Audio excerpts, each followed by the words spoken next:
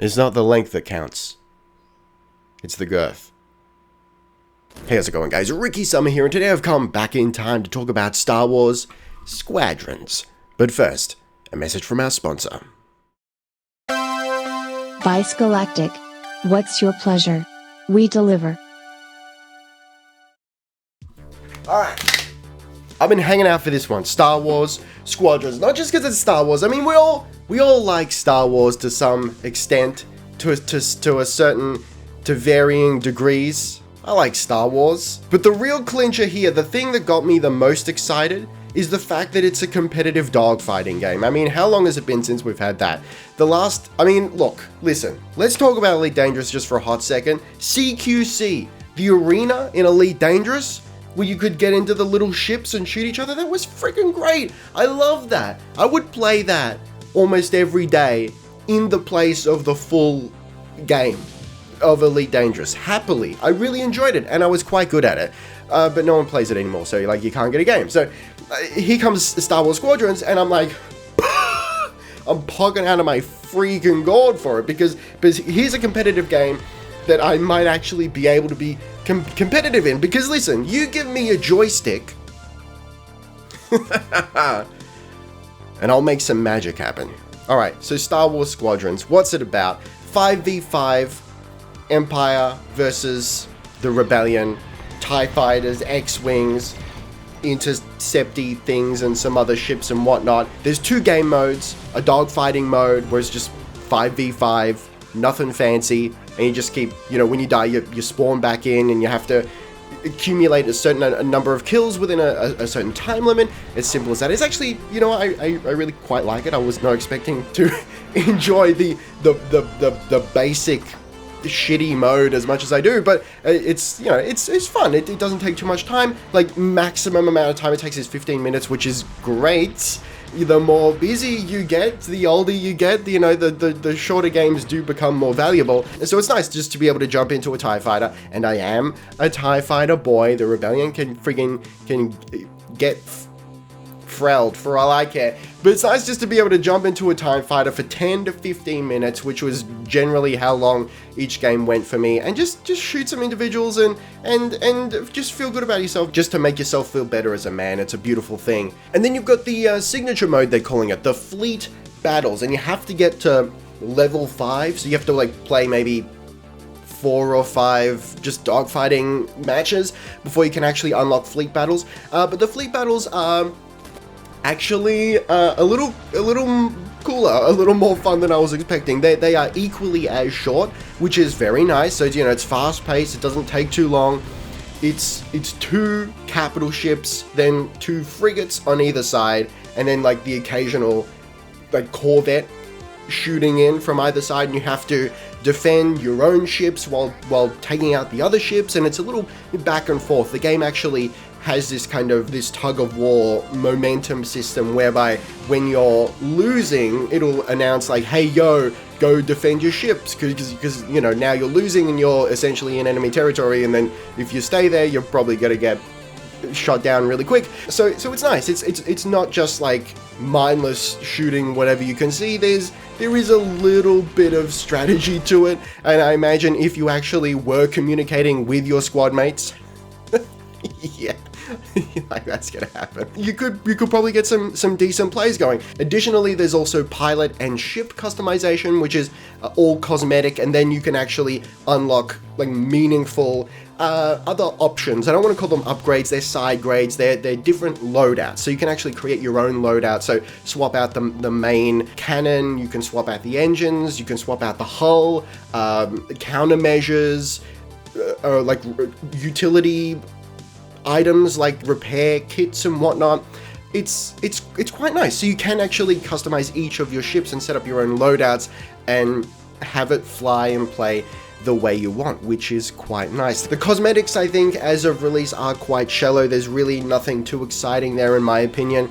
Just a couple of color schemes for the ships, which is probably the most exciting part. But otherwise, how often do you see your pilot? So it's nice that you do have some control over how your pilot looks, but you're really only going to appreciate it in the end score screen. So last I heard, this was not going to be a live game, meaning that they're not necessarily going to be adding more content, you know, as we go along. It's fairly cheap. It's $40 US, I believe. So what we have might be it. That might be all we get. We unlock the cosmetics that are currently available in the game with in-game currency that you do earn quite frequently just playing multiplayer matches. There's no microtransaction shenanigans going on here.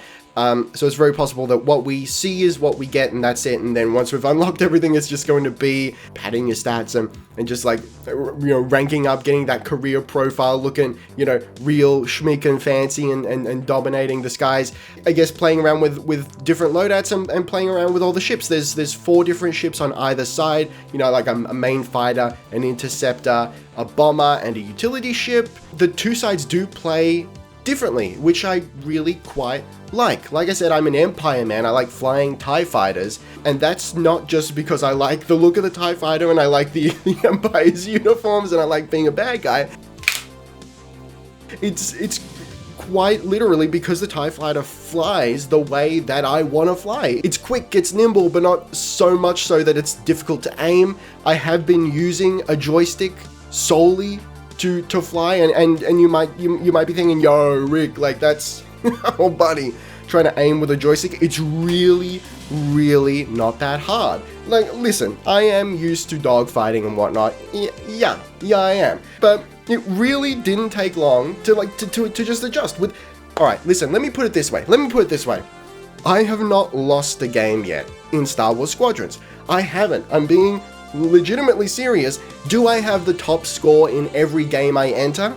No, but my team does win every time and I'm not at the bottom. Yes, I'm familiar with using a joystick and space combat games, but this does feel different, you know, and let's touch upon that just for a second. My last video on Star Wars Squadrons pre-release, it was speculation on how the flight model was going to work, and my theory was that we wouldn't have any sort of strafing. It would essentially be 4 degrees of freedom instead of 6, and I was right, that is the case. There is no vertical and lateral thrust. It's forward, back, pitch, roll, and yaw. So that's 1, 2, 3, 4 degrees of freedom. And I thought I was going to hate this because every other game I've played, every other space game I've played that doesn't give you the ability to strafe in your ship, that only gives you 4 degrees of freedom essentially, which I don't believe is a legitimate term, but that's what I'm going to be using to describe this system. Every game I've played that works like that, I've hated. I really missed the ability to strafe. In this game, I don't miss it. I'm surprised.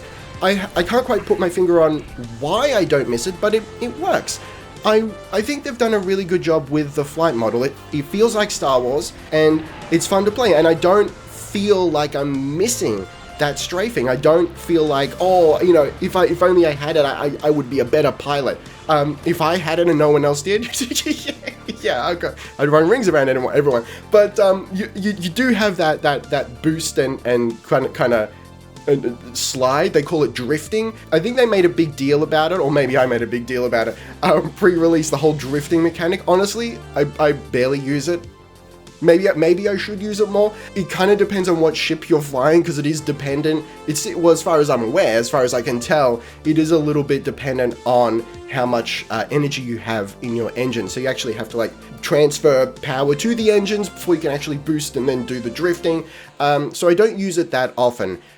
Where would you use it? Maybe to get around corners, like if you're chasing someone around an asteroid or a Hulk, or, you know, a ship or wreckage or whatever. Maybe you could do it to like take the corner a little sharper to catch up with them, or maybe if someone's on your tail, you can use it to do a quick 180 and kind of blast back at them. But even so, there's other things you can do. I think it's chaotic enough that you don't really need to, at least currently, you know. Are people going to get better at the game? Yeah, yeah, of course they are. So I don't know whether what we're currently seeing in the game in terms of player skill is is really going to be representative of, you know, the long term of what the game's going to feel like, you know, in a few months' time once everyone's much better at the game. But currently, no, I don't think anyone is really like super terrible. I've had one match where the other team was just like, they may as well not have even shown up, you know. But for the most part, people are not shocking. You have a couple of ace pilots that dominate. Otherwise, it feels pretty fair and balanced currently. So when someone's on your tail, if they're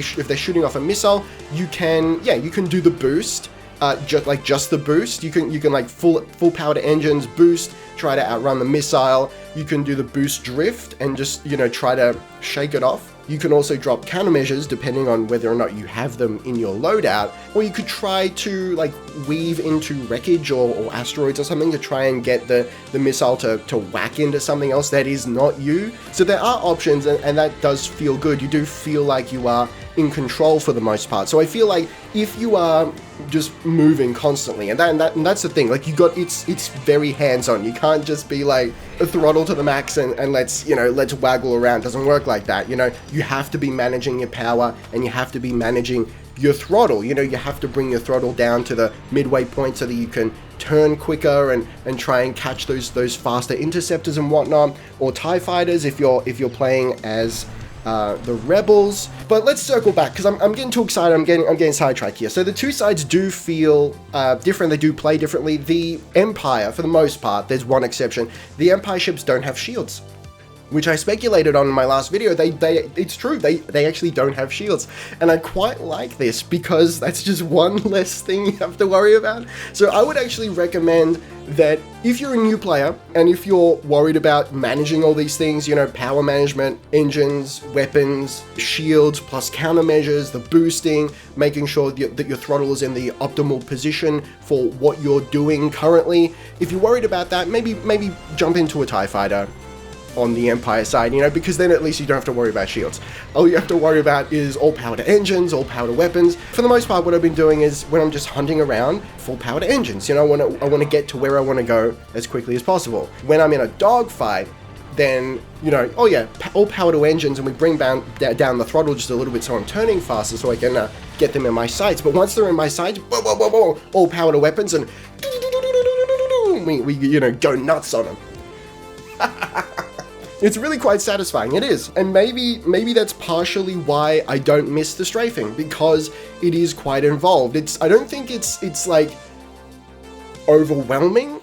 No, it's not. It's not overwhelming. It's giving you something to do at all times. You always have to be managing your power, managing your throttle. It's good. I like it. I do quite like it. And yeah, I haven't lost a game yet. So look, that's all I wanted to say vis-a-vis Star Wars Squadrons for the moment. I'm going to keep playing it. If anything interesting comes up, I'll do some more videos on it. Maybe we'll do some loadout videos. We'll see how we go. Maybe even, I don't know. Look, depends how good I get at the game. If I'm good enough to feel like, hey, maybe I'll give you some tips and tricks. Yeah, okay. I mean, like, this is we're straying into my territory here. You know, you give me a competitive shooter, I sleep. You give me a joystick, you give me a fat piece of plastic in my palm. Oh, buddy. We're gonna have a party, you and me. Oh yeah. Oh, titty. But I'm gonna leave it there for the moment. So let me know in the comments, if you've been playing Star Wars Squadrons, are you excited for it? If you've been playing it, which side is your favorite? Which ship is your favorite? Let me know in the comments. But for the moment, thank you very much for watching. Don't forget to gently caress that like button. Be excellent to each other. And I'll see you next time. Ricky Summer. Out.